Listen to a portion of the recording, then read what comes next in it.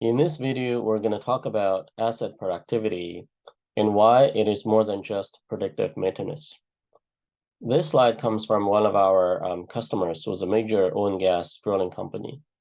Well, in oil and gas drilling, they push the equipment pretty hard. So equipment health is a major challenge there. But this problem is increasingly getting more challenging across different industries that are asset intensive. So pretty much every company is seeing a major increase in equipment maintenance cost. They're also facing talent shortage, and getting talents and retaining talents have become very, very, very difficult. So how do we continue to optimize asset productivity across these industries? Our approach has three components. The first one is predictive maintenance, as everybody knows. That is using sensors and algorithms to predict machine issues. But that's actually only one component of what you can do. More importantly, you really wanted to pay attention to how you use the data coming from your operational software, from your control systems, data coming from your maintenance logbooks.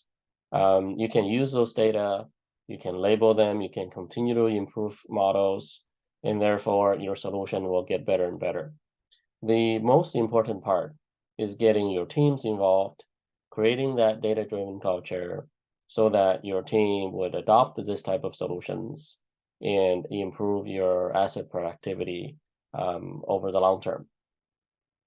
So predictive maintenance is using sensors and algorithms to predict potential failures. A popular sensor is vibration sensor, but other sensors like current sensor, flow sensor, pressure sensor can all be used, depends on the type of system. Today's automated algorithms may be able to predict 80% to 90% of the result, but very often professionals like a vibration analyst need to be involved to really optimize that result. One of the challenges with predictive maintenance is that because all the sensors are on the outside of the machine, they sometimes, most of the time actually, cannot really give you the exact root cause of the issues. So that makes it difficult for the field team to go and diagnose what has happened to the system. And that problem can be solved by using additional data sources. So for example, machine data, most of today's modern equipment generates data on their own. So for example, what's shown here is a mud pump in oil and gas drilling. The mud pump generates a lot of data, actually, of all its components at a pretty fast rate. And this type of data is called EDR data. EDR stands for electronic drilling recorder data. And using that data, you can understand pressure, number of strokes per minute. You can also calculate, for example, the mud volume and many other very important parameters. By using those parameters, you can really understand how hard the pump is working, what are the potential issues. So that's one data source that's very, very useful. Another data source that's very useful is maintenance records. If you don't have your maintenance records digitized, certainly companies such as ours can provide an app for your field team to enter maintenance information. So maintenance information involves inspection of your equipment and also component replacement information. Combining that data with real-time machine data, you can actually compute the exact number of hours each component has operated, and you can set thresholds to predict and also guide your field team to replace those components. In addition, now that you know how your machine is operating, what are the component information, that gives you context to help you to interpret vibration analysis results, or other predictive maintenance results as well. So the solution gets a lot better by combining all of those different data sources together. Another thing is that you wanted to continue to label other different failures and other events when they happen. This is because data models are not very good initially, because they cannot contain all the events that have happened, all the failure mechanisms. So every time when it fails, something fails, you wanted to label it, you wanted to put the root cause in there, you want to put that information back into the data model, so the data model can continue to get better and your system gets smarter.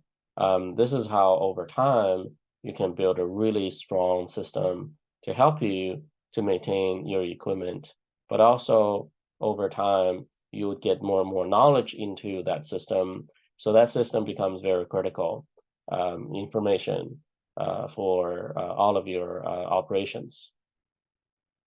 So the third point is creating a data-driven culture. This is, very, very important, probably the most important of the three pieces. For example, what you want to do is you wanted to involve them as early as the implementation stage. You wanted to iterate the solution based on their feedback, get their knowledge, get their innovation into the solution, if that's possible. And the second point to keep in mind is that you always want to make sure the solution is very useful to them. Otherwise, it would be very difficult to get a digital solution adopted. One example is the logbook app that we talked about in the previous slide. So if you push a logbook app for adoption, but let's say the field team doesn't see any outcome of the logbook app, then it would be very hard for them to adopt it, right? But if you can use that logbook information to show them when they should replace components, and that would gather a lot of enthusiasm around the solution, and a lot of the teams would actually wanted to ask to adopt that solution. Another point is that not everybody is excited with digitization. So you wanted to start with the believers, with the teams that are excited, the teams are forward-looking. And once they can show that the digital solution really helps them out, other teams will hear it, they will ask for the solution. We see that all the time. So that's the best way to spread this data-driven framework within the company. So we talked about three techniques to optimize asset productivity today. If you have any questions, if you have any feedback, we would love to hear them. Thank you.